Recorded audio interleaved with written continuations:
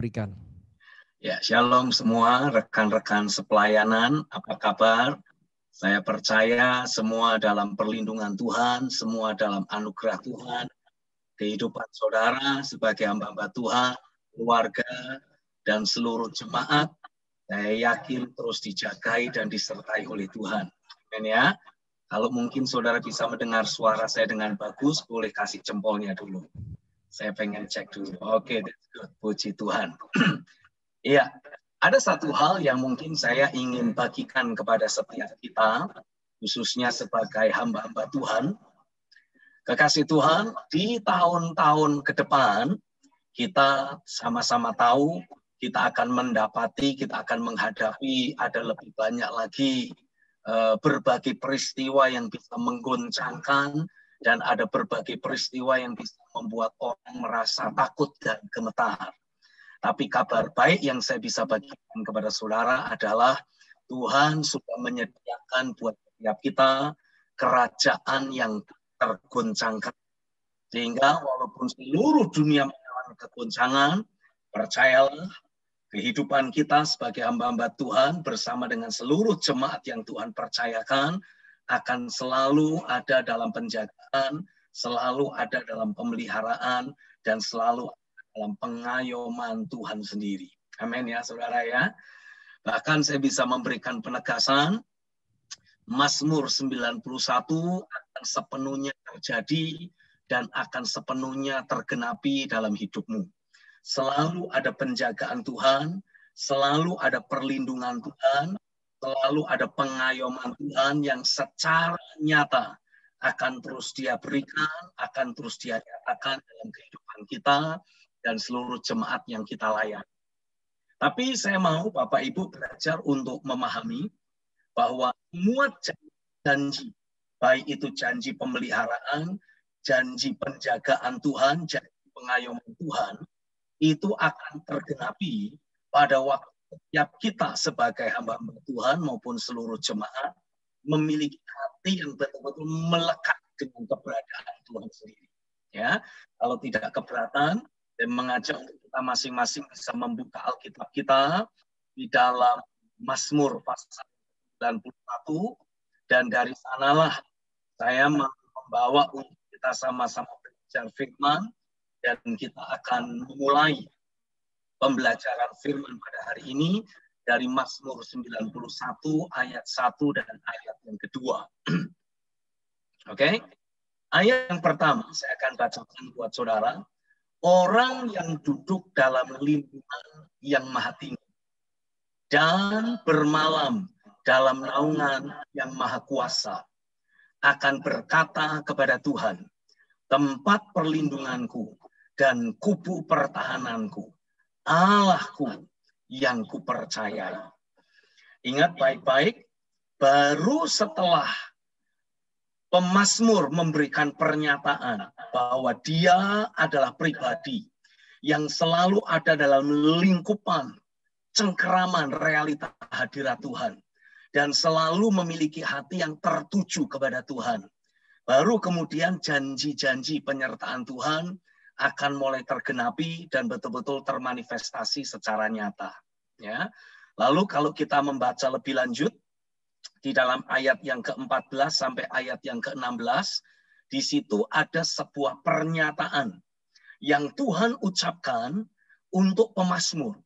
Jadi ayat 1 dan ayat 2, pemazmur membuat pengakuan di hadapan Tuhan. Tapi dalam ayat yang ke-14 sampai ayat 16, ini pengakuan Tuhan terhadap pemazmur yang menulis Mazmur 91. Dan saya berdoa, sebagaimana kita terus belajar membangun kehidupan kita seperti dalam ayat 1 dan ayat yang kedua, maka Tuhan secara pribadi akan membuat pengakuan atas hidup kita seperti yang ditulis dalam ayat 14 sampai ayat 16. Saya akan bacakan ayat 14 sampai 16. Sungguh kata Tuhan, hatinya melekat kepadaku, maka aku akan meluputkannya. Aku akan membentenginya, sebab ia mengenal namaku. Bila ia berseru kepadaku, aku akan menjawab. Aku akan menyertai dia dalam kesesakan. Aku akan meluputkannya dan memuliakannya. Dengan panjang umur akan kukenyangkan dia dan akan kuperlihatkan kepadanya keselamatan daripadaku. Ini adalah pengakuan Tuhan terhadap pemazmur. Karena hati pemazmur yang terus mengejar Tuhan, yang terus mengejar realita hadirat Tuhan, maka Tuhan memberikan penegasan, betul, orang ini memiliki hati yang melekat kepadaku. Betul, orang ini terus mengejar dan hidup di dalam kebenaran. Dia mengenal namaku, kata Tuhan.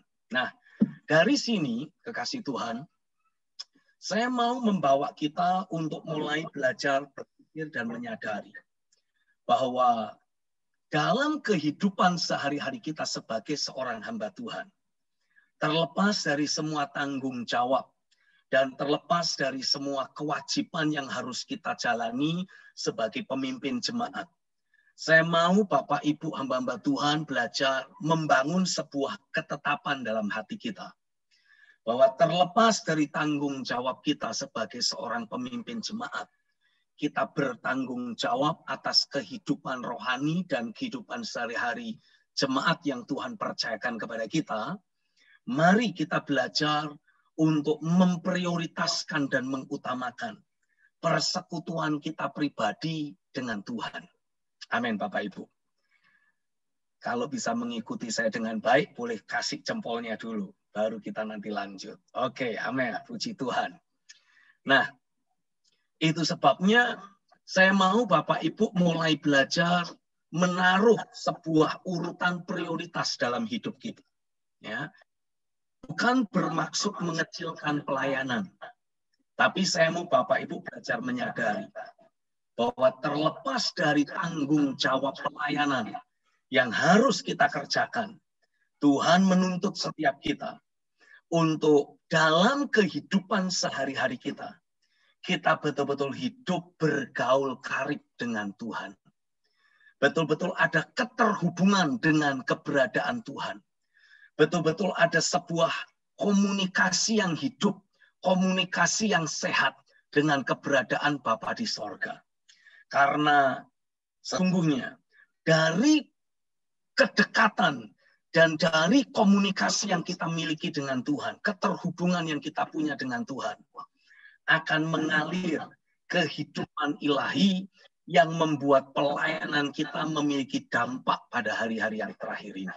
Ya, karena suka tidak suka, rumah kehidupan jemaat, termasuk rumah kehidupan kita sendiri, itu nanti akan menghadapi ada banyak ujian. Seperti yang ditulis dalam Matius pasal yang ke-7, ya, kalau Bapak Ibu melihat, mungkin sebentar saya mengajak kita batasi Mazmur 91. Coba dibuka dulu Injil Matius pasal yang ke-7. Di dalam ayat yang ke-24 sampai ayat yang ke-27. Ya, saya pikir Bapak Ibu sudah tahu ayat firman tersebut, jadi saya tidak akan membacakannya, tapi saya akan mengutip ayatnya. Ya. Di dalam Matius pasal 7 ayat 24 sampai 27 dituliskan ada perumpamaan yang Tuhan beri tentang orang-orang yang mendengar firman dan melakukannya. Digambarkan sebagai orang yang membangun rumah kehidupannya di atas batu karang.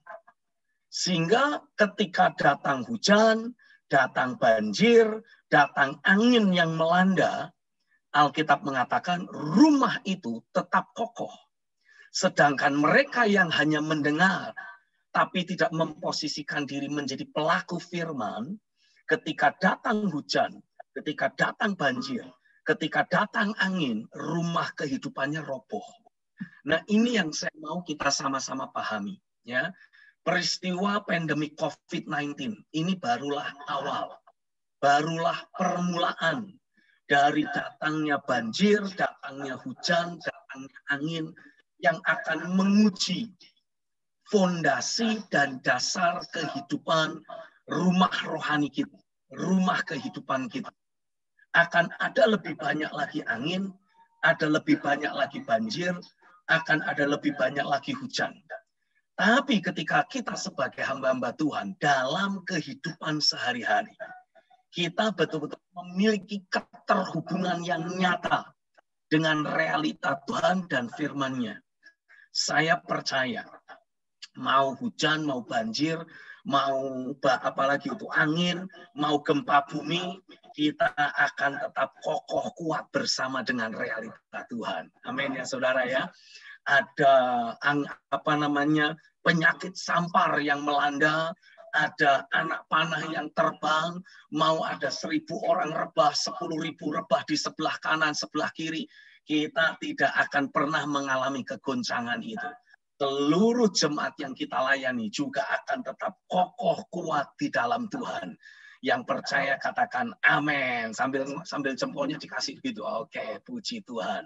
Nah, itu sebabnya saya mau mendorong semua saudara sebagai hamba-hamba Tuhan ya untuk ya ini kan kita sudah mendekati akhir tahun gitu ya, sebentar lagi perayaan Natal, sebentar lagi kita masuk akhir tahun, lalu sebentar lagi kita masuk tahun baru. Biasanya di akhir tahun orang diajak untuk merenung gitu kan. Nah, saya juga mau mengajak untuk kita merenungkan kehidupan kita. Sampai sejauh mana kita sebagai hamba-hamba Tuhan sudah betul-betul melekat dengan realita Tuhan. Sehingga dari mulut kita akan selalu ada suara Tuhan yang membuat jemaat hidup dalam dimensi mujizat.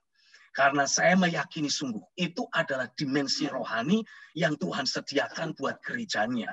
Yesus menubuatkan dalam Matius pasal yang ke-18 ya. Matius pasal 16 ketika dia bicara tentang gereja Tuhan, Tuhan berkata, apa yang kau ikat akan terikat. Apa yang kau lepaskan akan terlepas. Ada kuasa doa, ada kuasa perkataan, ada kuasa firman yang Tuhan taruh dalam hidup kita sebagai gerejanya. Ada otoritas yang Tuhan berikan buat setiap kita sebagai gerejanya. Nah, saya mengajak untuk kita betul-betul memeriksa kembali level keterhubungan kita dengan realita Tuhan dan firman-Nya.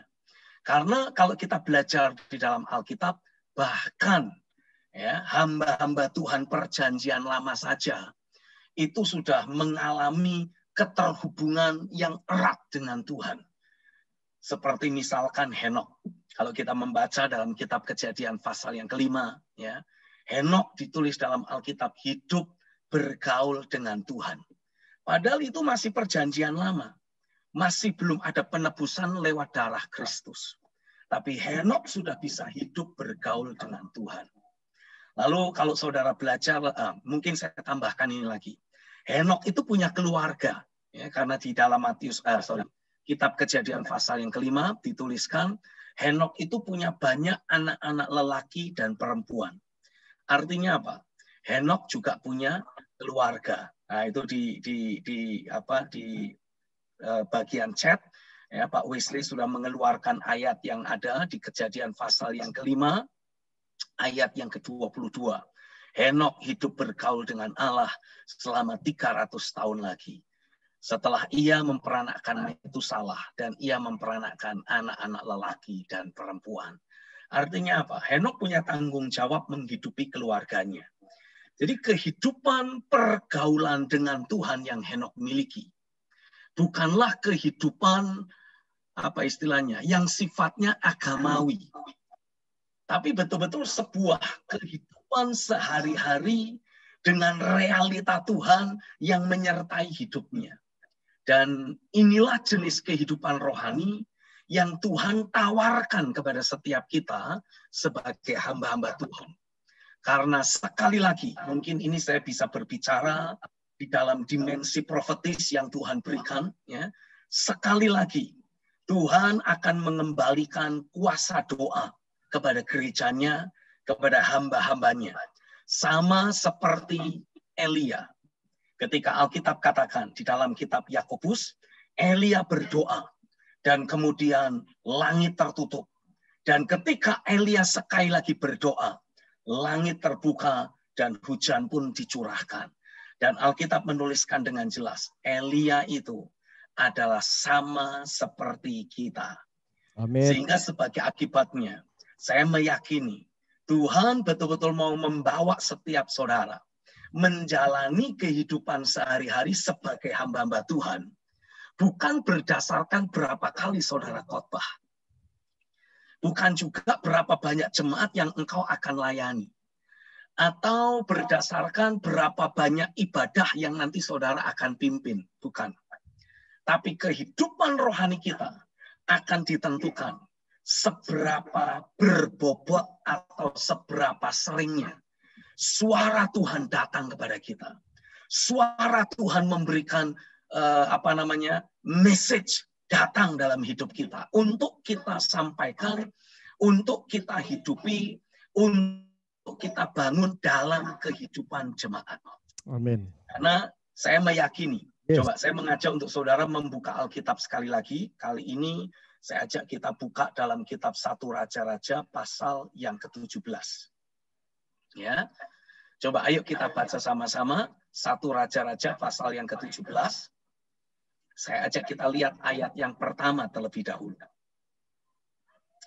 Dalam ayat yang pertama dituliskan, lalu berkatalah Elia, orang Tisbe dari Tisbe Gilead kepada Ahab, demi Tuhan yang hidup, Allah Israel yang kulayani. Saya ulangi, Alkitab mengatakan, Elia berkata kepada Ahab, demi Tuhan yang hidup, Allah Israel yang kulayani. Dalam Alkitab berbahasa Inggris, dalam terjemahan New King James Version, ditulisnya dengan kata-kata seperti ini. As the Lord God of Israel lives, before whom I stand.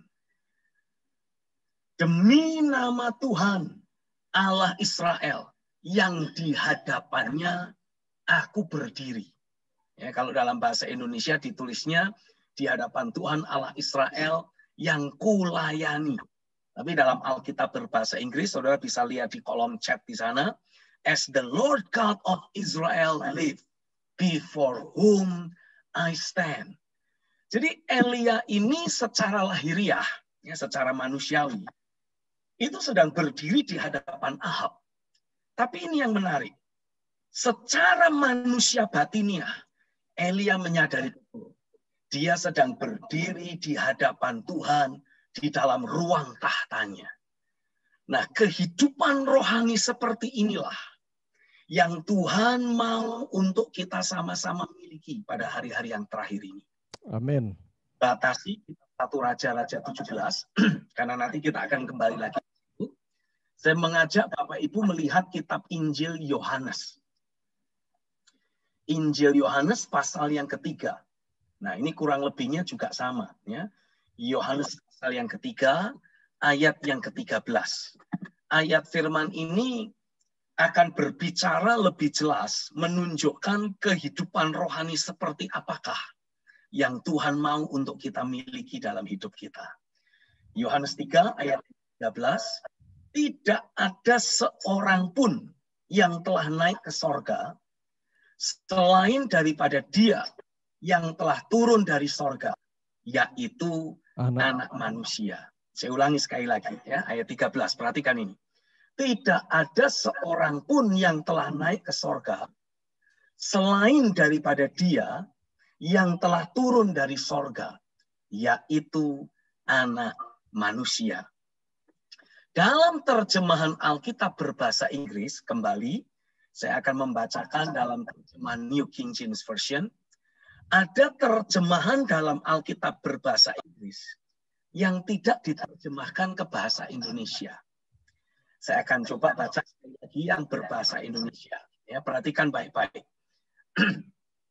Nah, ini Pak sudah menunjukkan yang Alkitab bahasa Inggrisnya. Saya akan langsung Alkitab bahasa Inggrisnya. Di kolom chat sudah kita lihat itu. And no man had ascended up to heaven. Tidak ada satu manusia yang telah naik ke surga.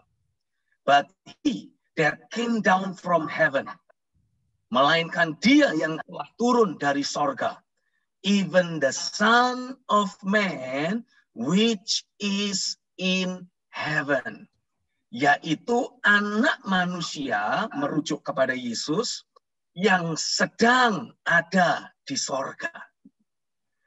Ingat baik-baik, Injil Yohanes pasal yang ketiga ini dalam perikopnya menceritakan dialog antara Yesus dengan Nikodemus. Ya, jadi secara lahiriah, sekali lagi perhatikan Bapak Ibu, secara lahiriah Yesus sedang dialog dengan Nikodemus.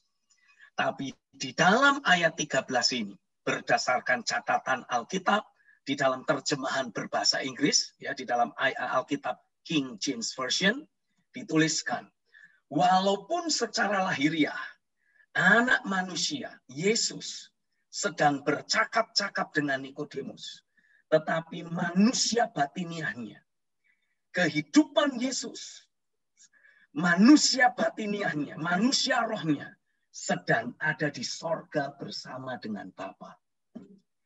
Nah, mungkin saudara bertanya-tanya, lah terus faedahnya apa buat saya? Kan gitu ya. Gunanya apa? Kalau kita sudah tahu seperti ini, terus gunanya apa? Ini yang saya mau Bapak Ibu belajar pahami. Selama sekian waktu lamanya, ya, saya mendapati tanpa kita sadari, kita ini terus melayani secara lahiriah, secara manusiawi, melayani jemaat secara lahiriah, secara jasmani. Kita menghadapi tantangan dalam pelayanan juga secara lahiriah, secara manusiawi. Sehingga sebagai akibatnya, seringkali kita ini tidak punya otoritas kerajaan yang cukup untuk kita menanggulangi segala sesuatu yang masih belum akurat, yang masih bertentangan dengan prinsip firman. Kita belum betul-betul menikmati adanya kuasa. Kalau kita mengikat di bumi ini, maka semuanya terikat di sorga. Kalau kita melepas di bumi ini, semuanya terlepas di sorga. Kita belum lihat itu terjadi secara nyata. Padahal Alkitab menubuatkan, ya. Saya mengajak kita membatasi lagi kitab Yohanes, nanti kita akan kembali ke 1 Raja-Raja 17. Tapi saya mau mengajak saudara melihat terlebih dahulu dalam Wahyu pasal yang ke-12. Ini adalah nubuatan yang Tuhan akan lakukan lewat gerejanya. Ya. Wahyu pasal yang ke-12.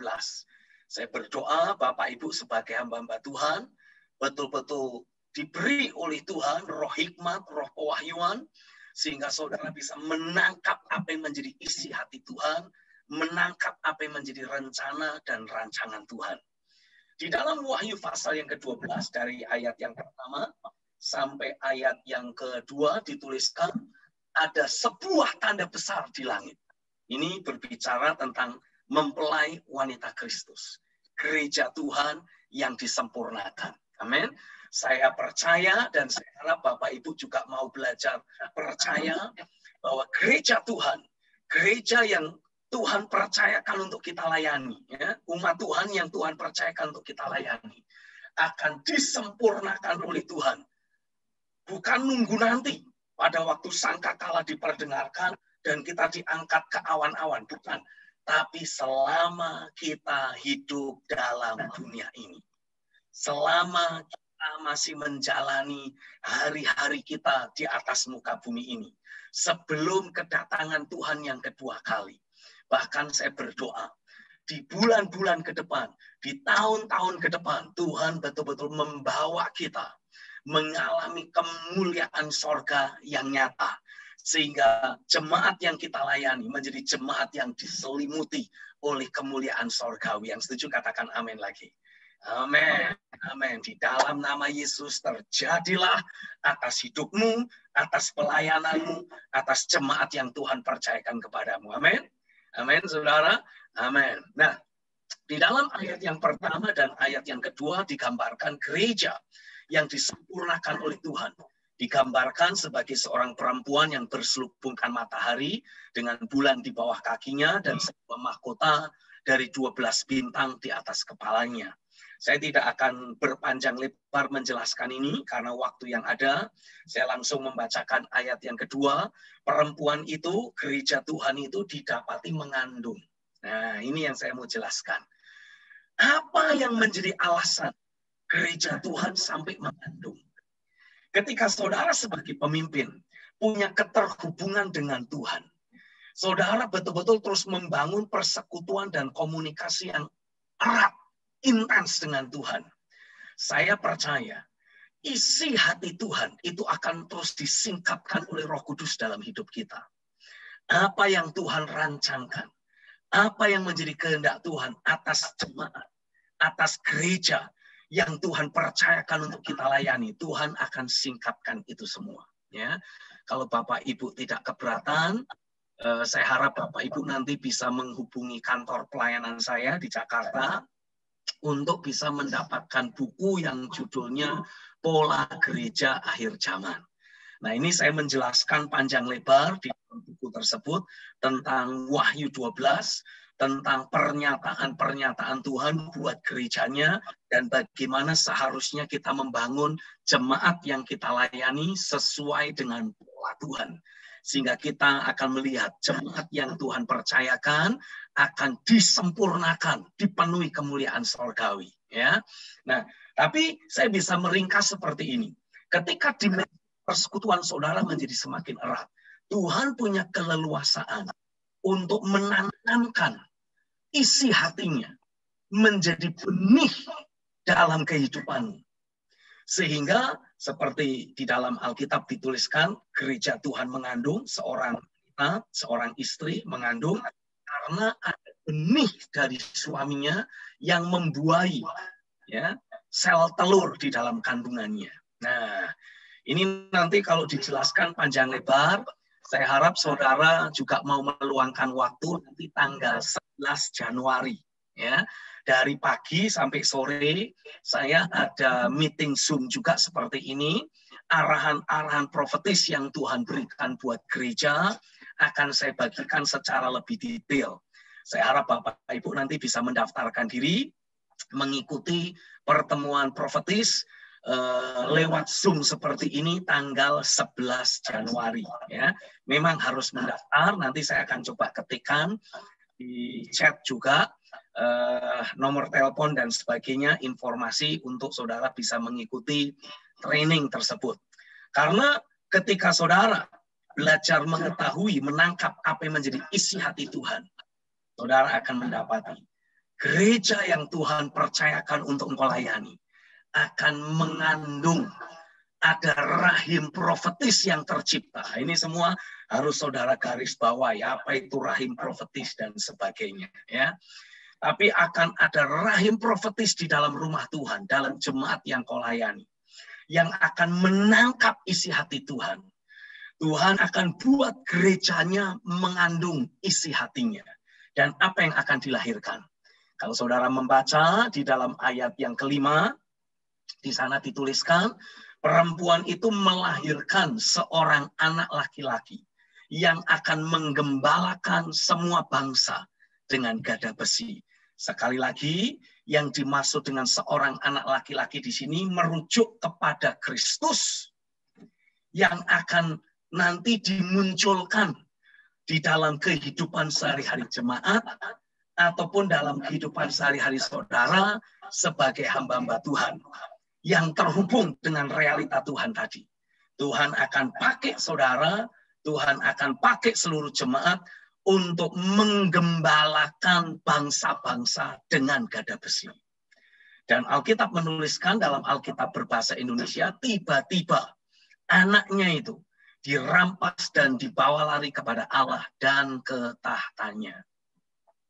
Dalam Alkitab berbahasa Inggris ditulisnya seperti ini, saya akan coba bacakan. Ditulisnya, and her child, dan anak perempuan itu was caught up to God and his throne, diangkat naik.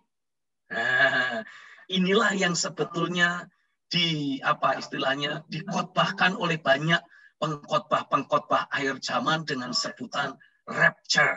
Ya, pemahamannya agak meleset sedikit karena minta maaf, sebetulnya kata rapture itu sendiri tidak ada di dalam Alkitab. Ya, bahasa Inggris nggak ada Alkitab bilang rapture. Tapi ditulis dengan kata caught up, diangkat naik.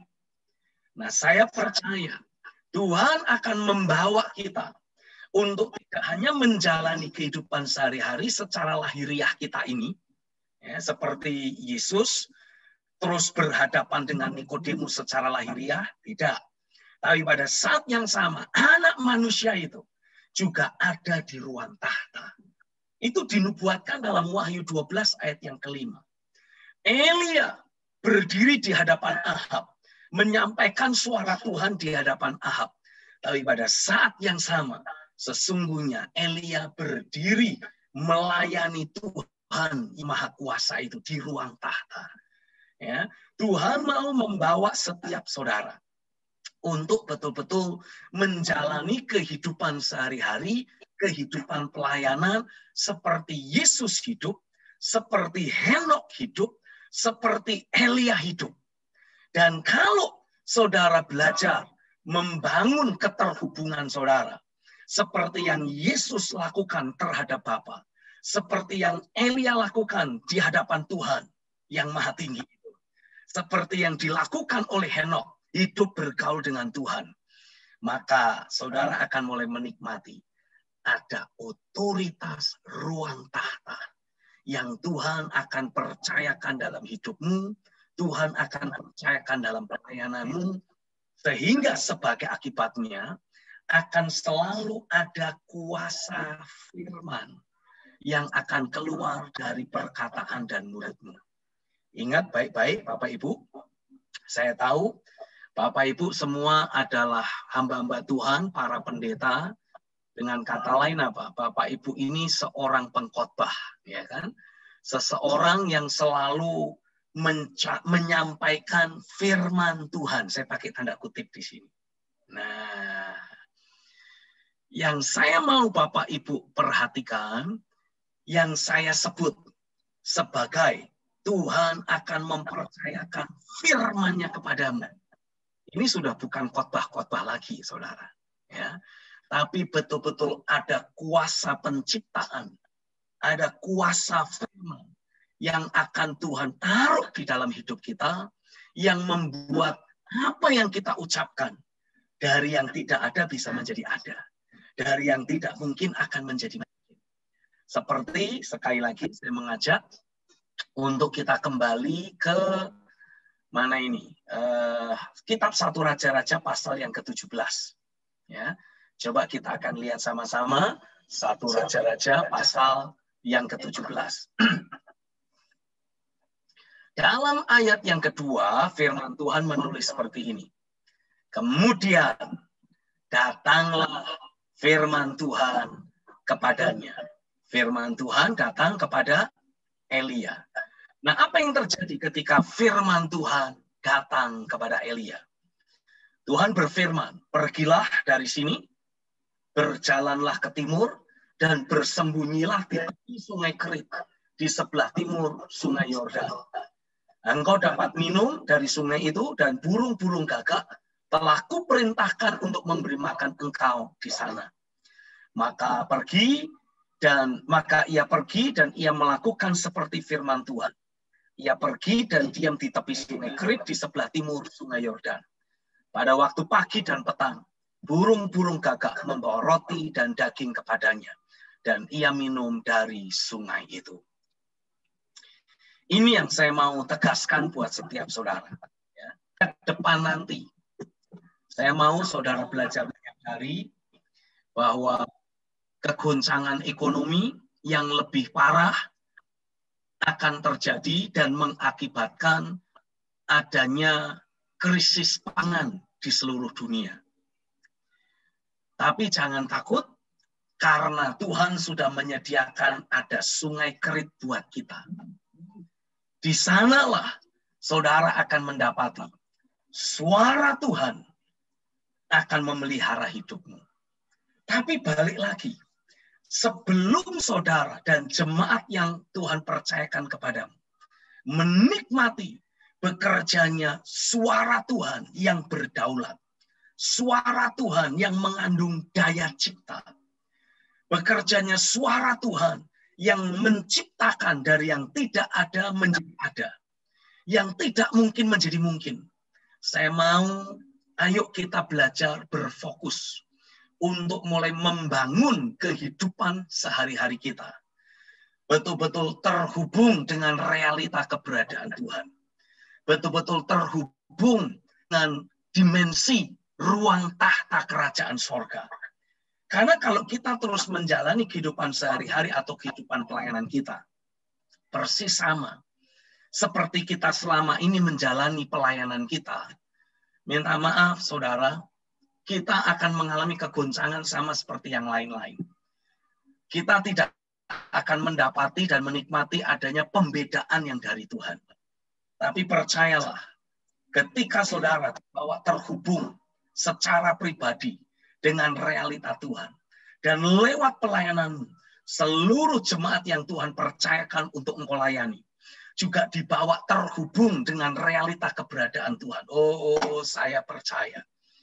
Dengan apa yang saudara terima dari Tuhan, lalu saudara sampaikan kepada seluruh jemaat, maka seluruh jemaat yang Tuhan percayakan kepadamu akan menikmati ada dimensi sungai kerit dalam hidupmu.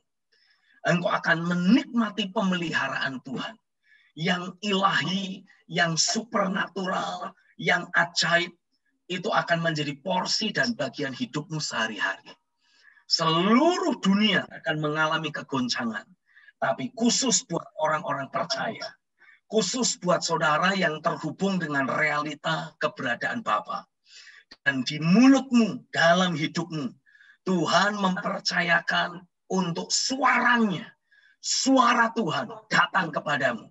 Maka engkau akan mendapati ada pemeliharaan Tuhan yang ilahi yang akan terus terjadi dalam hidup pribadi, terjadi atas jemaat, terjadi atas keluarga yang Tuhan percayakan kepadamu. Dalam nama Yesus, aku lepaskan kuasa Roh Kudus untuk bekerja dalam hidupmu. Come on, Bapak Ibu, kalau engkau tidak keberatan, angkat tanganmu, arahkan kepada kamera dari handphone atau gadget yang saudara punya, dan saya berdoa di dalam nama Yesus. Biarlah kuasa Roh Kudus akan memampukan setiap kami sebagai hamba-hamba Tuhan untuk terus mengalami pekerjaan firman dan roh.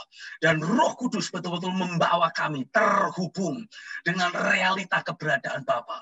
Roh Kudus betul-betul membawa kami terhubung dengan realita kerajaan sorga. Sehingga walaupun di tengah-tengah dunia ada banyak kegoncangan, tapi karena suara Tuhan yang datang atas hidup kami, maka Tuhan membawa kami menikmati kerajaan yang tak tergoncangkan. Amin. Petrus berjalan di atas air karena ada suara Tuhan yang berkata, marilah kemari. Dan Petrus sebetulnya bukan jalan di atas air, tapi Petrus berjalan di atas firman. Mustahil manusia bisa berjalan di atas air, tapi karena firman datang atas hidup Petrus, Petrus pun berjalan di atas kemustahilan. Amin. Hari ini aku deklarasikan atas hidupmu, hamba-hamba Tuhan, atas jemaat yang Tuhan percayakan kepadamu untuk engkau layani. Di dalam nama Yesus, suara Tuhan akan datang atasmu. Suara Tuhan akan bekerja kuat dalam hidupmu. Ora kata sakrat temerili kerutamaralaka. Aku menyingkirkan semua sumbat-sumbat, hambatan-hambatan, halangan-halangan yang menghalangi untuk frekuensi sorga masuk dalam hidupmu. Aku berdoa frekuensi kehidupanmu diselaraskan dengan frekuensi sorga. Sehingga engkau sekali lagi akan menerima datangnya suara Tuhan datang dalam hidupmu. Engkau akan sekali lagi mengalami suara Tuhan datang dalam hidupmu. Suara Tuhan yang membuat engkau hidup dalam mujizat. Suara Tuhan yang membuat engkau hidup dalam keajaiban. Suara Tuhan yang membuat engkau menikmati berbagai perkara-perkara supernatural. Baik itu dalam pelayanan maupun dalam hidup sehari-hari. Suara Tuhan menjagai engkau. Suara Tuhan memelihara hidupmu. Suara Tuhan membawa engkau hidup dalam dimensi mujizat. mujizat. Suara Tuhan membuat engkau menikmati hal-hal yang menurut manusia mustahil. Tapi Tuhan membuat engkau menikmati yang mustahil menjadi mungkin. Yang tidak ada menjadi ada. Terjadilah di dalam nama Yesus. Yang percaya katakan amin. Amin. Oh, amin. Amin. Amin. Amin. Amin. Haleluya, haleluya, haleluya. Di dalam ayat yang kedua sampai ayat yang keenam, Elia dipelihara oleh Tuhan karena Elia mendengar suara Tuhan. Tuhan memelihara dengan cara yang ajaib. Burung gagak diutus untuk membawa makanan. Ya, tapi kalau saudara membaca lebih lanjut, ayat yang ke-7 sampai ayat yang ke-9, kembali ada suara Tuhan yang datang. Elia hanya perlu taat. Ketika suara Tuhan datang dalam ayat yang ke-7 sampai ayat yang ke-9, Tuhan memberi perintah untuk Elia pergi ke wilayah Sidon, pergi ke Sarfat di wilayah Sidon. Dan Tuhan berfirman, aku sudah perintahkan ada seorang janda untuk memberi engkau makan. Oh, dari sini saya bisa memberi penegasan buat saudara. Bahkan ketika Tuhan akan memelihara engkau dengan cara-cara yang lahiriah itu tetap akan mengandung mujizat dan keilahian Tuhan.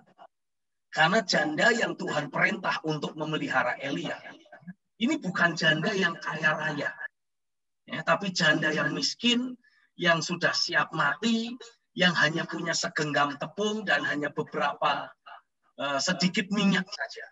Tapi yang sedikit itu, karena dijalani atau dipersembahkan kepada Tuhan dalam ketaatan, bukan hanya memelihara hidup Elia, tapi juga memelihara kehidupan si janda di Sarfat.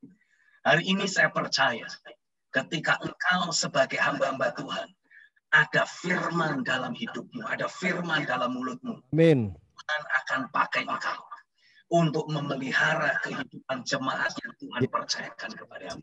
Amin. Amin, saudara. Amin. Perhatikan baik-baik. Selama pandemi ini, saya mendapati setiap kali saya buka Facebook, setiap kali saya melihat sosial media, lalu ada hamba-hamba Tuhan, para pendeta full timer yang memuat pengumuman. Kita akan ibadah lagi, kira-kira seperti itu, saudara ya. Kita akan ibadah offline lagi. Kalau jalan-jalan di mall saja berani, masa pergi ke gereja tidak berani? Kira-kiranya kan kayak gitu, saudara. Ya. Lalu kadang-kala ada tulisannya, siapkan persembahanmu. Nah, ini dia. Seringkali dari situ banyak orang yang menulis, ya, netizen yang menulis banyak komentar-komentar yang sifatnya membuli hamba-hamba Tuhan. Kenapa? Karena selama sekian waktu lamanya, tanpa disadari, hamba-hamba Tuhan menggantungkan kehidupan sehari-harinya dari persembahan jemaat. Nah, tapi saya mau menyampaikan sebuah suara Tuhan buat setiap saudara. Kekasih Tuhan, hamba Tuhan, waktunya sudah tiba. Jemaat mau kasih persembahan atau tidak, itu tidak lagi mempengaruhi. Karena suara Tuhan akan datang dalam hidupmu dan memelihara engkau. Bahkan suara Tuhan yang datang padamu akan membuat jemaat yang selama ini saudara pikir akan Tuhan pakai memelihara hidupmu, karena jemaat bekerja tapi saudara full timer, akan dibalik sama Tuhan. Karena engkau memiliki suara Tuhan dalam hidupmu, engkaulah yang akan Tuhan pakai untuk memelihara kehidupan jemaat. Yang percaya katakan amin. Amin. Yes. Bahkan para netizen yang suka nyinyir karena ada pendeta yang selalu minta persembahan perpuluhan gitu ya. Lalu ngajak debat perpuluhan itu alkitabiah atau tidak, perjanjian lama atau perjanjian baru, harusnya bagaimana. Pokoknya netizennya nyinyir gitulah. Akan tiba waktunya. Mereka-mereka yang nyinyir itu akan juga Tuhan kirim untuk engkau pelihara.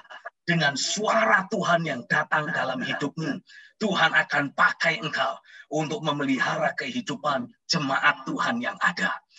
Aku berdoa sekali lagi di dalam nama Yesus. Hai hamba-hamba Tuhan, waktunya tiba. Otoritas kerajaan sekali lagi dikembalikan kepadamu. Dan sekali lagi engkau akan melayani dengan otoritas kerajaannya. Dan sekali lagi engkau akan mendapati, engkau akan alami. Bagaimana di mulutmu ini akan Tuhan percayakan ada suara Tuhan yang berotoritas, yang berkuasa, yang memiliki daya cipta. Sehingga ketika Tuhan suruh engkau berkata-kata menyampaikan suaranya, orang mau percaya, orang tidak percaya, tidak akan membawa efek apapun. Suara Tuhan yang datang dalam hidupmu akan menciptakan yang tidak ada menjadi ada. Akan menciptakan berbagai dimensi mujizat. Menciptakan berbagai tanda ajaib. Lewat hidupmu, lewat pelayananmu. Tuhan akan pakai engkau memelihara kehidupan banyak orang. Termasuk jemaat yang Tuhan percayakan kepadamu. Termasuk orang-orang yang selama ini memandang sinis, mencemooh kehidupan gereja Tuhan, kehidupan hamba-hamba Tuhan. Mereka juga akan Tuhan bawa untuk engkau pelihara di dalam kasih-Nya. Suara Tuhan yang datang atasmu akan menjangkau kehidupan mereka, akan melawat kehidupan mereka, akan mempertobatkan hidup mereka. Di dalam nama Yesus aku berdoa, suara Tuhan akan sekali lagi betul-betul datang atasmu. Engkau bukan lagi menjadi hamba-hamba Tuhan biasa. Oh, kawan, angkat tanganmu bersama-sama. Ayo kita satukan hati di dalam doa. Engkau tidak akan pernah menjadi hamba-hamba Tuhan biasa lagi. Tapi engkau betul-betul menjadi hamba-hamba Tuhan yang Tuhan pakai untuk menggembalakan bangsa-bangsa. Hirasyakratamayaralaka. Engkau bukan cuma menggembalakan jemaat Tuhan yang ada di gereja yang setiap minggu datang ibadah. Tapi Tuhan pakai engkau menggembalakan bangsa-bangsa. Minimal komunitas di mana engkau ada akan Tuhan beri untuk engkau gembalakan dengan gada besi. Terjadilah di dalam nama Yesus. Engkau bukan lagi hamba Tuhan biasa. Engkau boleh melayani jemaat yang kecil. Engkau boleh melayani di desa yang terpencil. Tapi engkau bukan hamba Tuhan biasa. Engkau akan Tuhan pakai bersama dengan jemaat yang Tuhan percayakan kepadamu. Untuk menjadi garam. Untuk menjadi terang. Di tengah gelapnya malam. Setitik nyala terang itu sudah cukup memberi pengharapan. Itu sebabnya walaupun jemaatmu sedikit, tapi Tuhan akan pakai engkau untuk memberi pengharapan kepada komunitas di mana engkau ada. Menjadi garam dunia tidak perlu banyak. Karena walaupun kita sedikit, tapi Tuhan akan pakai kita memberi rasa. Tuhan akan pakai kita menghidupkan kembali hati-hati yang sudah tawar. Tuhan akan pakai engkau untuk menahan terjadinya pembusukan di masyarakat. Orakata sikrap tamayaralaka. Masyarakat yang terus mengalami pembusukan dan penurunan akan diubahkan oleh Tuhan lewat hidupmu, lewat pelayananmu, lewat suara Tuhan yang percayakan kepadamu. Di dalam nama Yesus, biarlah sekali lagi Tuhan membangun hidup kita, mempersiapkan hidup kita untuk betul-betul menjadi siap menerima datangnya suara Tuhan. Terjadilah di dalam nama Yesus. Yang percaya sama-sama katakan. Amin. Amin. Amin. Amin. Amin. Amin. Satu poin yang terakhir yang saya mau bagikan buat saudara sebelum saya serahkan kembali kepada Pak Wesley. Saya mengajak untuk kita melihat sekali lagi kitab Yohanes pasal yang pertama. Injil Yohanes pasal yang pertama. Saya mengajak untuk kita langsung membaca ayat yang ke-12 saja. Ya, Yohanes 1 ayat yang ke-12. Tetapi semua orang yang menerimanya. Menerima apa ini? Menerima firman. Diberinya kuasa supaya menjadi anak-anak Allah. Yaitu mereka yang percaya dalam namanya. Ya. Perhatikan kata menerimanya. Kata menerimanya ditulis dengan kata Yunani lamban. yang punya arti mengambil dengan tangan. Ya, jadi kata menerima di sini menunjukkan adanya tindakan aktif. Ya. Kalau yang selama ini kita pahami, kata menerima itu kan artinya kita diam, lalu Tuhan kasih, kan gitu ya. Nah, tapi kata lambano punya arti kitanya yang aktif untuk mengambil. Nah, jadi makna ayat ini mengalami perubahan yang sedemikian besar. Jadi makna ayat ini mengatakan, tetapi semua orang, saya terjemahkan secara bebas, kata lambano di sana, semua orang yang dengan aktif, dengan agresif, berusaha menangkap firman-Nya, orang itu akan diberi kuasa menjadi anak Allah. Maksudnya apa?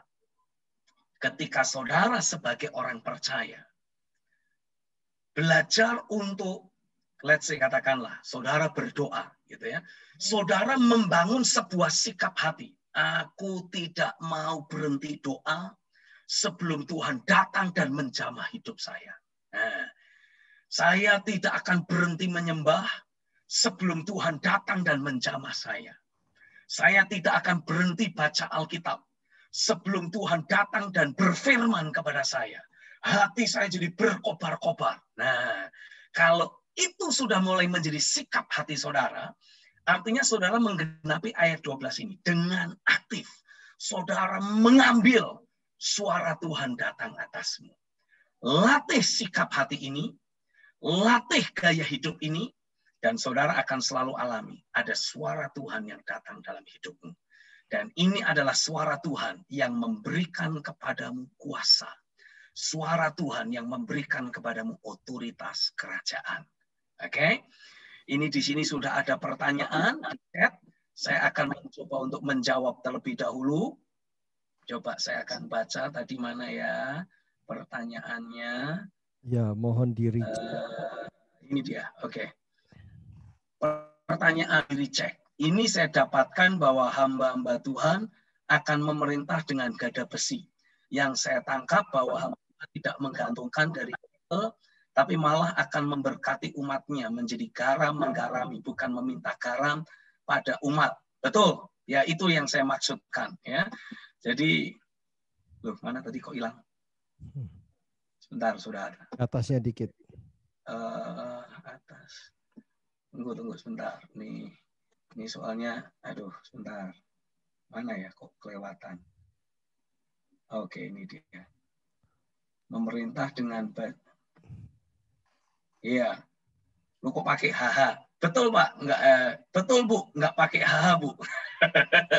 Tuhan akan pakai Ibu, Tuhan akan pakai semua kita untuk menjadi garam, untuk menggarami, bukan minta garam kepada umat, ya. Oke. Ya, terus selanjutnya ada lagi kah pertanyaan lain? Sebentar, Pak minta di-share nomor HP. Oh ya. Oke. Sebentar, saya tulis saja ya. Ya. Sebentar. Ya, sementara Pak Stephen menulis yang penting kepekaan, saudara. Jadi dia harus punya kepekaan pribadi kepada Tuhan, sehingga menangkap suara Tuhan, sehingga suara Tuhan itu lewat kita membawa dampak. Oke, sebentar ya. 3536. Ya. Ini nomornya, Bapak Ibu. Saya kasih nomor satu lagi. Belum ada itu masuk. Oh, masih private ya. Sebentar, saya. Private.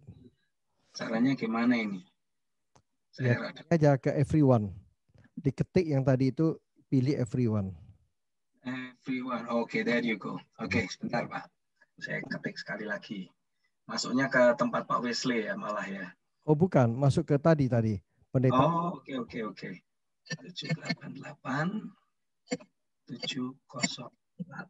Oke. Ya, sudah masuk ini.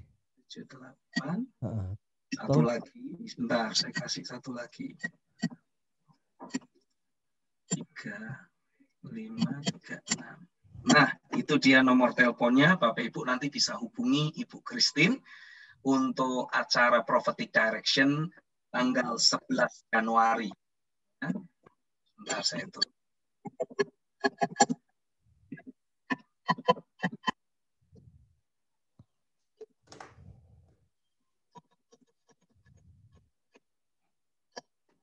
Oke, untuk acara Prophetic Direction tanggal 11 Januari. Termasuk kalau Bapak Ibu ingin mendapatkan buku yang tadi saya maksudkan, ia minta maaf tidak gratis Bapak Ibu.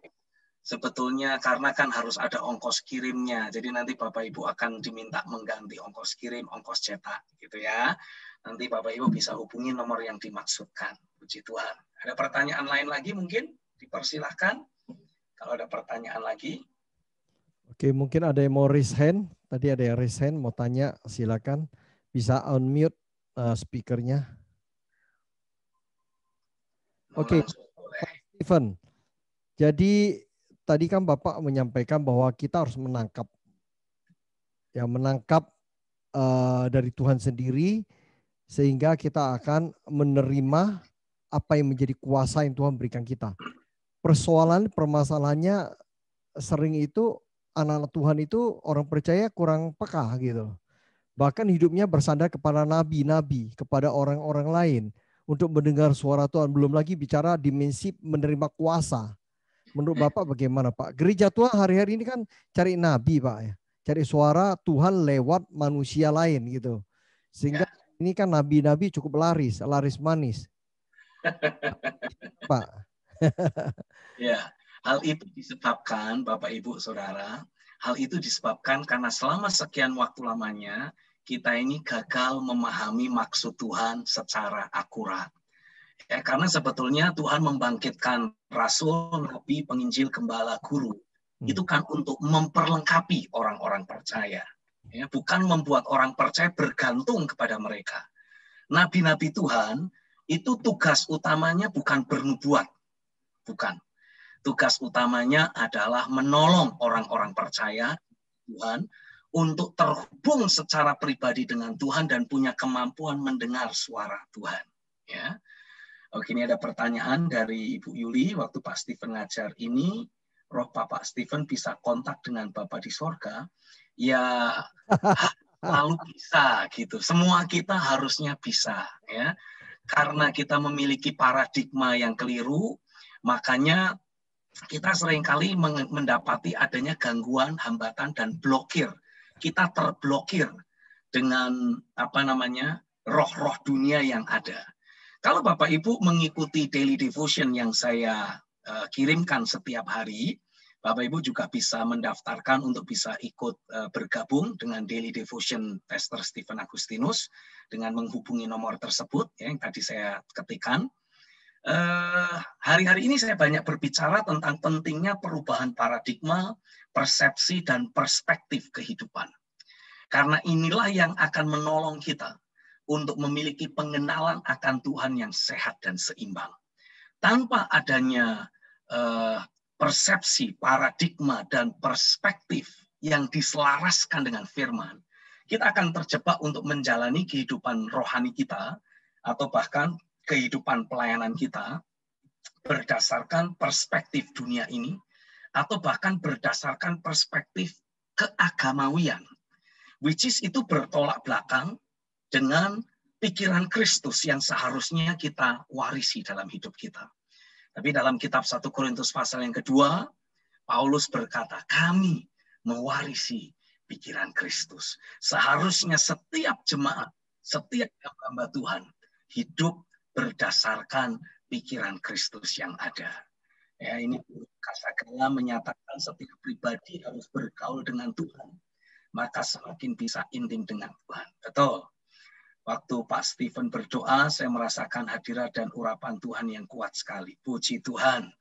Ya, seharusnya setiap kita, ketika kita berdoa, lewat kata-kata, lewat deklarasi, lewat penyembahan yang kita naikkan, semua orang yang berinteraksi dengan kita akan betul-betul menikmati adanya realita Tuhan. Karena menurut kitab Yehezkiel pasal 47, ya, Bapak Ibu bisa tulis ayatnya, Yehezkiel pasal 47, lalu kemudian Injil Yohanes pasal yang keempat, dan mana lagi? 1 Korintus pasal yang ketiga, 1 Korintus pasal 6, di dalam hidup kita yang percaya, itu akan mengalir aliran-aliran air hidup. Ya, Paulus berkata tubuh kita ini bait Roh Kudus. Nah, Yehezkiel melihat dari ambang pintu bait suci. Tulus masuk lagi. Kenapa? Oh, tidak, silakan lanjut aja, Pak. Oh, oke. Dari mana? Oke. Menurut kitab Yehezkiel 47, Alkitab menubuatkan Yehezkiel melihat penglihatan dari ambang pintu bait suci. Mengalir ada aliran air hidup yang terus semakin bertambah dalam dari sedalam mata kaki, selutut, sepinggang, dan bahkan menjadi sungai yang besar. Ya. Nah, dari sini saya bisa memberi penegasan kepada setiap saudara. Seharusnya, sewajarnya, semua kita sebagai orang percaya betul-betul mengalami adanya aliran air kehidupan. Orang berinteraksi dengan kita, orang alami jamahan hadirat Tuhan yang melimpah dari dalam hidup kita. Amin ya.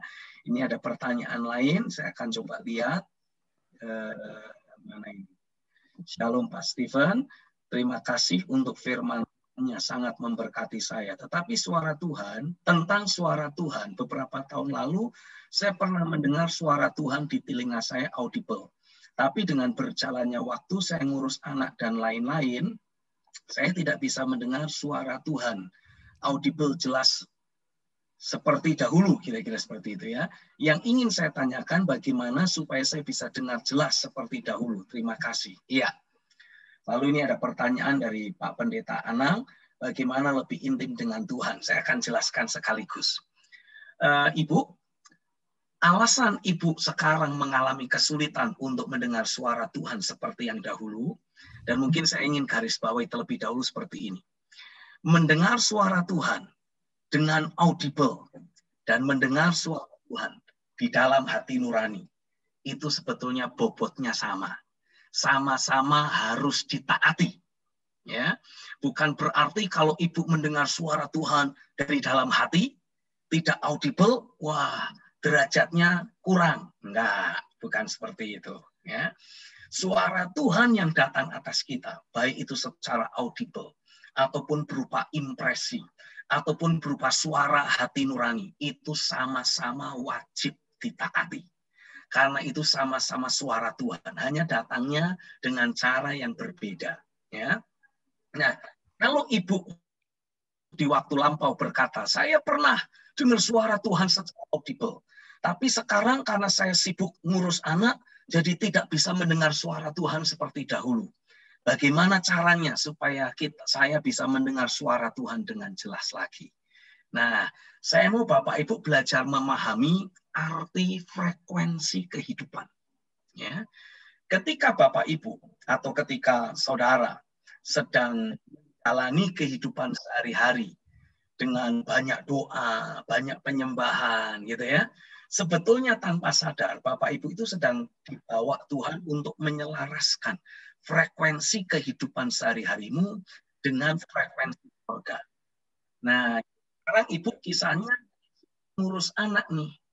Jadi frekuensi kehidupan yang punya itu seperti terdistract, ya, seperti teralihkan dengan kesibukan sehari-hari. Lalu apa yang harus kita lakukan? Ya kembali lagi disetel, kayak kita nyetel radio aja. Kita setel kembali supaya frekuensi kehidupan kita itu selaras lagi dengan frekuensi sorga. Nah, itu sebabnya selama beberapa bulan terakhir, di tengah-tengah jemaat dan di tengah-tengah Tuhan yang saya ayomi, saya menggalakkan sebuah gerakan yang saya sebut gerakan 1 jam sekali. Ya, saya ingat beberapa waktu lampau, saya punya kesempatan melayani di persekutuan ini juga. Ya. Saya sempat menyampaikan tentang gerakan 1 jam sekali ini. Ya, jadi setiap 1 jam sekali, barang 1 atau 2 menit, kita pasang di waker alarm handphone kita atau smartwatch kita, gitu ya. 1 jam sekali kita pakai untuk menyembah. 1 jam sekali kita pakai untuk membaca ayat firman. 1 jam sekali, mungkin hanya 1-2 menit. Kita menyampaikan, kita membuat deklarasi rohani. Nah, ini menolong untuk kita bisa terus menyelaraskan frekuensi hidup kita dengan frekuensi sorga. Secara pribadi, saya menikmati manfaatnya. Ketika 1 jam sekali saya nyembah, 1 jam sekali saya doa, 1 jam sekali saya deklarasi firman. Itu sepertinya lebih mudah suara Tuhan untuk datang. Lebih mudah saya bisa merasakan hadirat Tuhan. Ya. Jadi saya mau Bapak Ibu sebagai para gembala, para pelayan Tuhan, ayo ikuti gerakan 1 jam sekali. Saudara akan menikmati api revival kembali berkobar dalam hidupmu. Di dalam nama Yesus terjadi atasmu. Amin. Oke. Tadi ada beberapa pertanyaan yang saya sudah mulai masuk. Saya akan coba. Bu Fel, Pak Stephen itu. Kenapa, Pak? Dari Bu Fel. Oke. Ya. Pandangan Pak Stephen, apa Tuhan bekerja dengan pola khusus dan seterusnya. Oke. Saya akan coba bacakan. Menurut pandangan Pak Stephen, apakah Tuhan bekerja dengan pola khusus atau tertentu untuk fenomena-fenomena tertentu? Misalkan keajaiban Tuhan dengan debu emas dan supranatural lain. Apa kriteria tertentu yang Tuhan cari? Atau acak tidak ada kesamaan antara gereja-gereja yang alami supranatural ini? Saya curious karena cara Tuhan kerja dengan kuasanya. Oke. Bapak Ibu, saya bisa memberikan sebuah penegasan bahwa fenomena berbagai mujizat dan ajaib yang banyak terjadi di gereja-gereja yang mungkin kesaksian di sana dan sini, ya, seperti adanya debu emas, adanya batu permata, minyak yang mengalir dan sebagainya, itu hanyalah manifestasi rohani. Amin. Tidak mengalami itu tidak masalah. Mengalami itu puji Tuhan. Tapi tidak mengalami itu bukan berarti saudara tidak disertai Tuhan. Atau saudara tidak mengalami Tuhan. Saya mau Bapak Ibu belajar menyadari bahwa Tuhan sekarang mau membawa saudara itu keluar dari 4 dinding gereja dan keluar dari berbagai suasana dan nuansa keagamaan, nuansa ibadah, nuansa kerohanian, dan masuk ke dalam kehidupan sehari-hari.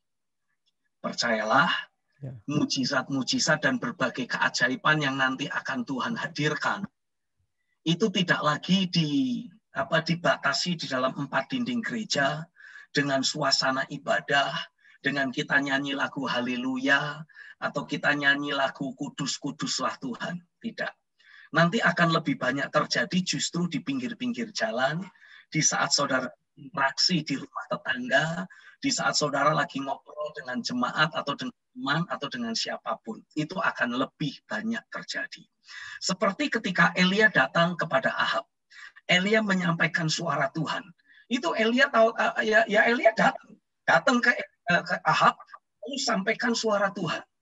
Tidak ada yang main musik di sana, tidak ada yang nyanyiin lagu penyembahan di sana, tapi suara Tuhan datang kepada Ahab.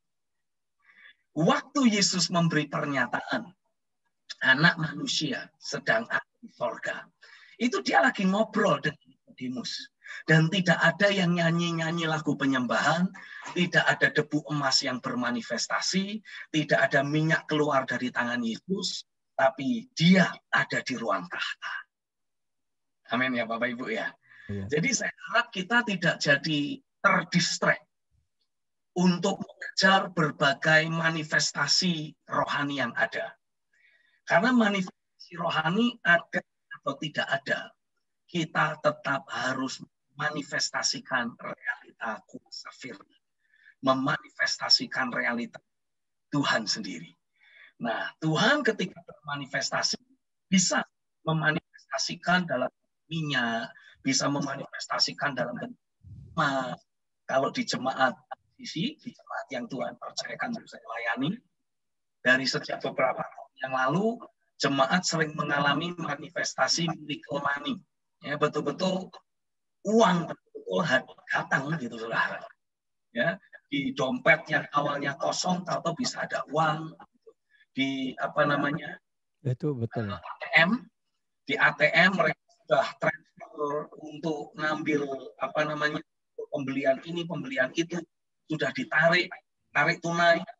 Ketika mereka cek, loh ternyata saldonya tetap utuh. Itu ada berkali-kali sering terjadi. Sampai terakhir mereka saksi ada yang sedang berbelanja gitu ya. Belanja sudah bayar. Ketika mereka pulang ke rumah, dicek lagi dompetnya, duitnya kok masih utuh. Gitu, saudara. Ya, tapi ketika saya bawa itu dalam doa, Tuhan memberi pernyataan sederhana. Ya, aku tuh cuma menunjukkan bahwa aku lebih berkuasa dari uang. Jadi kalau engkau butuh uang, Tuhan bilang jangan carinya aku. Amin. Aku bisa kok kasih duit buat kamu. Gitu kira-kira. Dalam kedaulatanku, aku bisa memberi dengan beragam cara. Ya, jadi mungkin itu yang saya bisa berikan sebagai jawaban. Saya cek ada lebih lanjut, ada Irawati, Pak. yang lain. Kenapa? Waktu saya sering berbahasa roh dengan kuat, saya makin merasakan kepekaan dan sering saya mendapatkan dari Roh Kudus dalam hidup saya, Pak. Apa betul kita harus sering berbahasa roh ya, Pak? Dari Ibu Ira. Untuk pertanyaan Ibu Irawati, ya. Ketika kita berkata-kata dalam bahasa roh, bahkan berdoa dalam bahasa roh dengan suara yang keras, dengan suara yang kuat, saudara itu sedang mengaktifasi manusia batiniahmu. Nah, saya bisa memberikan ilustrasi begini. Manusia roh kita itu seperti nomor rekening di bank. Ya. Kalau Bapak Ibu punya anak di luar kota, mau transfer uang, kan Bapak Ibu nggak perlu seperti zaman dulu ngisi wesel pos, ya kan? Cukup sekarang pergi ke ATM, pencet.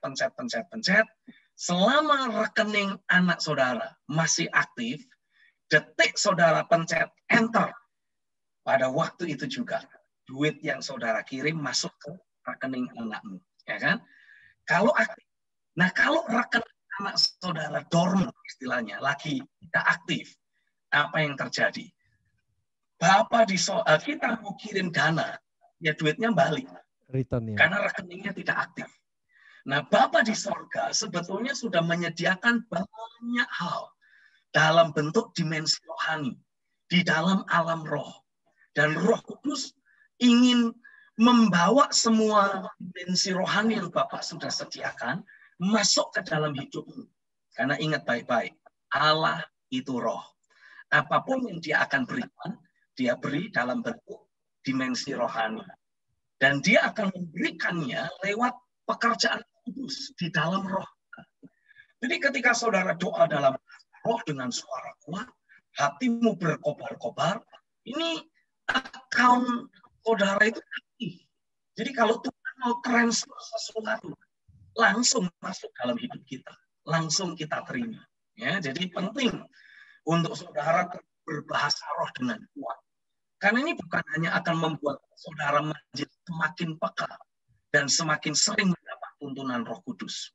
Saudara juga akan bisa menerima ada banyak perkara ilahi yang dari Tuhan. Amin. Amin. Oke, ini ada pertanyaan lain, saya akan coba jawab. Di bawahnya Bu Vel, dan bagaimana menyelaraskan frekuensi kita dengan surga, Pak? Oke. Ya, cara kita menyelaraskan frekuensi kita adalah dengan melakukan deklarasi firman.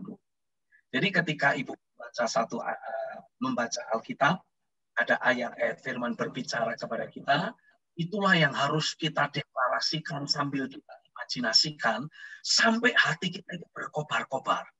Dengan hati kita berkobar-kobar, ketika mendeklarasikan firman, mengimajinasikan firman, itu menandakan frekuensi hidup kita selaras dengan frekuensi sorga. Ya. Oke, lalu selanjutnya Ibu Regina, Shalom Pak Stephen, seringkali Tuhan bicara pada saya lewat, tapi kadang saya tidak mengerti arti apa yang Tuhan mau. Bagaimana caranya supaya saya bisa mengerti tepat seperti yang Tuhan bicara dalam Mimpi. mimpi saya. Mana tadi? Terlewatkan. Oke. Ya, bisa melakukan tepat seperti yang Tuhan mau. Gini, Bu. Mimpi yang kita terima dari Tuhan itu seringkali dalam bentuk simbol. Ya. Jadi yang kita harus lakukan, kita harus belajar pakai ayat-ayat firman, pakai sifat-sifat Tuhan untuk membuka pemahaman kita tentang makna mimpi-mimpi tersebut. Kalau kita masih mengalami kesulitan, saran saya konsultasikan profetis yang Ibu terima dengan hamba Tuhan yang lebih dewasa, yang lebih matang. Sehingga sebagai akibatnya kita akan bisa menangkap secara utuh maksud dan isi hati Tuhan yang Dia komunikasikan lewat mimpi. Gitu ya. Bagaimana melayani orang ODGJ apa itu, Pak? Iya. Orang gila. Karena mereka juga butuh makanan rohani untuk jiwa mereka dan pemulihan jiwa mereka kan, Pak. Walau mereka sering tersisih dan tidak terlayani. Mungkin ini orang dengan apa ini? Mungkin dengan kebutuhan khusus gitu kali ya, kurang lebihnya ya. Ya, Bu Hani mungkin ini orang gila kali ya? Atau apa? Bu Hani? Ya, mungkin kurang lebihnya begitulah kali ya. Ya.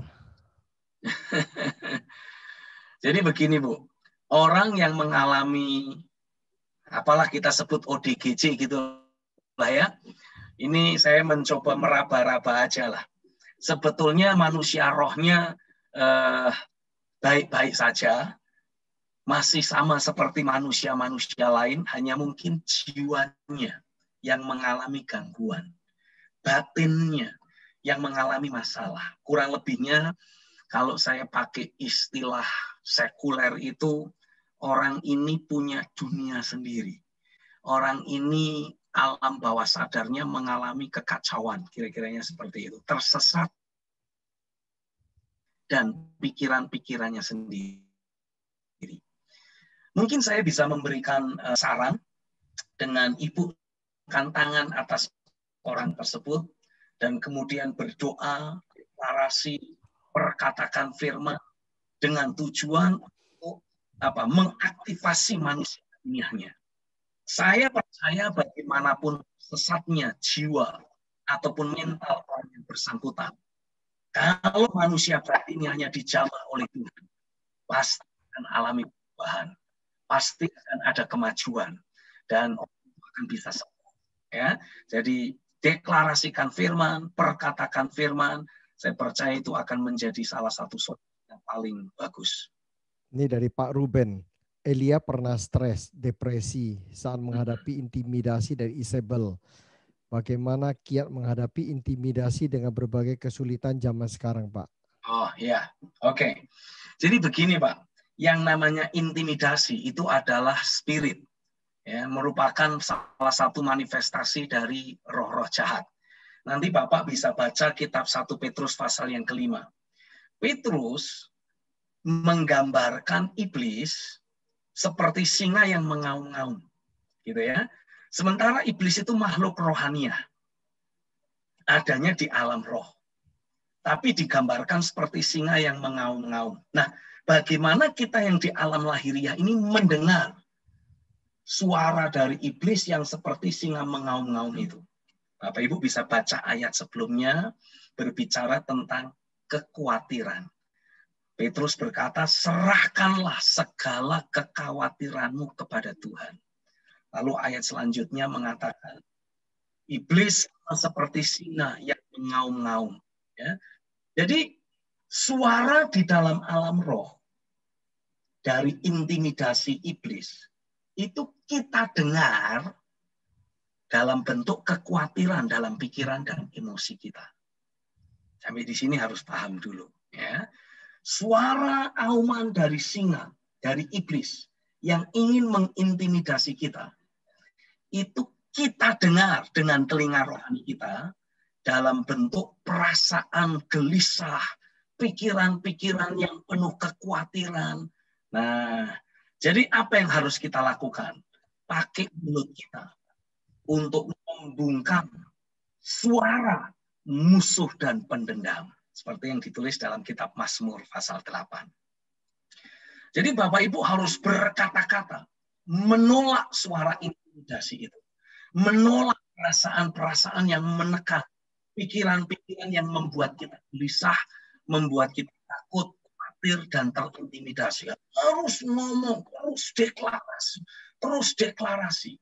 Disinilah saya melihat, ya, ada banyak jemaat yang selama ini menghadapi intimidasi dari kesulitan-kesulitan atau masa-masa yang sukar di zaman akhir seperti sekarang, dengan mereka mempraktekkan gerakan 1 jam sekali.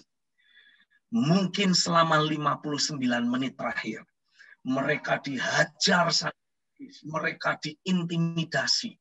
Tapi pada menit yang ke-60, ketika mereka kembali menyembah, ketika mereka kembali menyelaraskan frekuensi mereka dengan frekuensi sorga, ketika mereka membuat deklarasi, mereka memperkatakan itu suara-suara intimidasi itu tersingkir. Dan mereka kembali menikmati damai sejahtera. Mereka kembali menikmati pekerjaan kudus dalam hidup mereka. Ya. Sehingga iblis nggak bisa berlama-lama mengintimidasi jemaat. Nah, saya berdoa, ya Bapak Ibu juga alami. Ada suara Tuhan yang bekerja. Ada pekerjaan Roh Kudus yang terjadi. Membersihkan hidupmu dari berbagai roh intimidasi. Amin ya. Jadi doa dalam bahasa roh, membuat deklarasi firman, berkata-kata, menaikkan penyembahan, itu adalah cara yang kita bisa lakukan untuk intimidasi. Keluar dari itu. Amin. Oke, selanjutnya apa lagi ini? Saya coba cari. Pertanyaan begini, Pak. Bapak tadi sampaikan bahwasanya para hamba-hamba Tuhan kayaknya tidak pertanyaan lagi.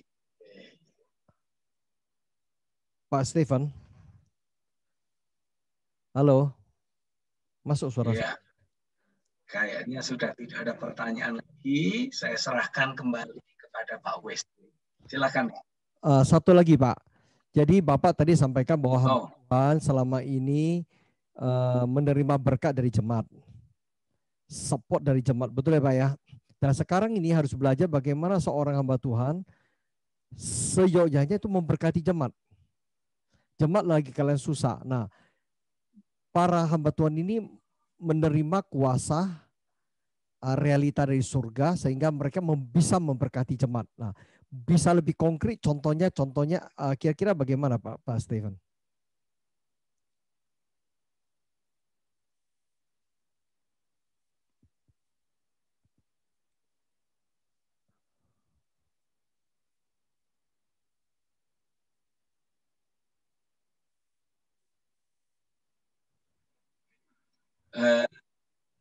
Suara Bapak putus-putus jelas, tapi saya coba untuk merangkum lah ya. Saya coba untuk menjawab.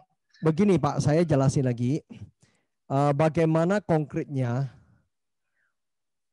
seorang hamba Tuhan bisa memberkati jemaatnya? Oh, oke. Ya. Terima kasih, Pak. Ini gini, Pak.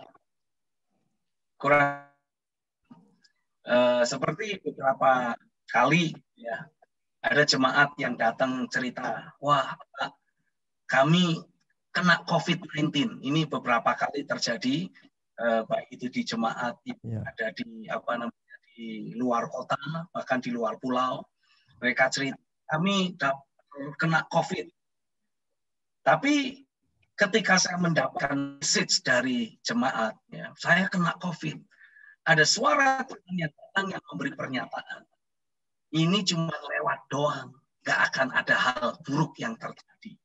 Tidak akan ada perkara-perkara yang membahayakan yang akan terjadi. Nah, saya sampaikan secara langsung, jangan takut. Ini hanya akan bertahan dalam waktu yang pendek. Mungkin menurut medis, masa inkubasi selama 2 minggu. Tapi saya percaya suara Tuhan mengatakan tidak sampai 1 minggu semua sudah beres. Dan betul saudara, ketika mereka terus aktif doa pun mereka napas sudah sesak, demam tinggi, Tapi ketika mereka doa, mereka deklarasi, somehow sembuh sendiri gitu, nggak ada perawatan medis apapun, sembuh sendiri lewat begitu saja. Nah, ini menjadi salah satu kesaksian yang banyak terjadi selama beberapa waktu terakhir ketika pandemi COVID-19 melanda. Lalu secara finansial juga saya mendapat beberapa bulan sebelum pemerintah menyatakan lockdown, sudah berkali-kali Tuhan terus memberi pernyataan, kita akan menelan maut dalam kemenangan. Nah, saya terus deklarasikan hal itu di tengah jemaat. Dan betul, secara finansial, ya, ketika Bapak Ibu mengalami masalah finansial, itu sebetulnya adalah beberapa manifestasi dari roh maut. Hanya bentuknya berbeda. Skala kerjanya berbeda. Ini dalam kondisi ekonomi jemaat. Tapi ketika jemaat lain mengalami penurunan income, saya mendapati di jemaat yang Tuhan, walaupun sepertinya keran income di sini mengalami ditutup lah istilahnya gitu karena gara-gara terkena pandemi. Ya. Tuhan keran-keran yang lain. Sehingga sebagai akibat mereka tidak pernah mengalami kekurangan. Ada yang secara hitung-hitungan di atas kertas pendapatannya menurun. Tapi mereka berkata, wah, tapi di tengah-tengah penurunan pendapatan, puji Tuhan, semua angsuran kami justru terlunasi lebih cepat. Loh, itu kan efek yang sepertinya mustahil, tapi menjadi mungkin. Macam ya. Kenapa?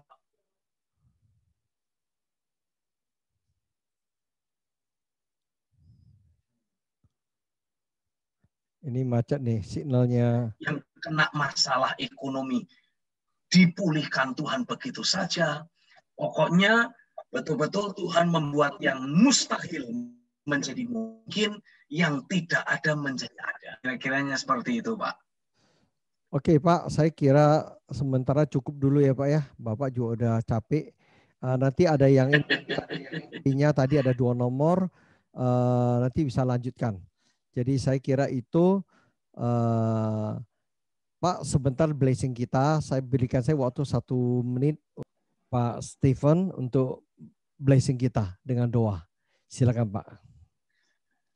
Oke, mari kita satukan hati di dalam doa. Bapak, terima kasih untuk semua yang Tuhan sudah kerjakan dalam hidup kami sampai sejauh ini. Amin. Hamba berdoa biarlah pekerjaan firman dan roh terus terjadi atas setiap kami. Dan kami betul-betul alami Roh Kudus mengaktifasi manusia batiniah kami untuk terus terhubung dengan realita Tuhan dan terus alami ada suara Tuhan yang datang dalam hidup kami. Dan suara Tuhan itu betul-betul membawa terobosan, membawa perubahan dalam kehidupan jemaat, khususnya dalam kehidupan kami pribadi, kehidupan keluarga, kehidupan jemaat, kehidupan komunitas yang ada, dan bangsa ini betul-betul digembalakan. Amin. Dengan gada besi. Amin. Hamba berdoa biarlah hamba-hambamu ini Tuhan bangkitkan menjadi hamba-hamba Tuhan yang perkasa, dibangkitkan menjadi hamba-hamba Tuhan yang urapi dengan luar biasa. Aku mintakan berkat dari Bapa di sorga. Aku mintakan kuasa firman untuk terus bekerja dalam hidup mereka. Aku mintakan pribadi Roh Kudus untuk terus menyertai kehidupan sehari-hari, kehidupan berkeluarga, kehidupan pelayanan mereka. Di dalam nama Yesus, tangan kuasa Tuhan terus beracara dalam hidup kami, dan lewat firman yang Tuhan sudah taburkan, ada benih-benih kerajaan masuk dalam hidup kami, memunculkan buah-buah kerajaan buat kemuliaan nama Tuhan. Terjadilah di dalam nama Yesus. Dan sama-sama kita berkata,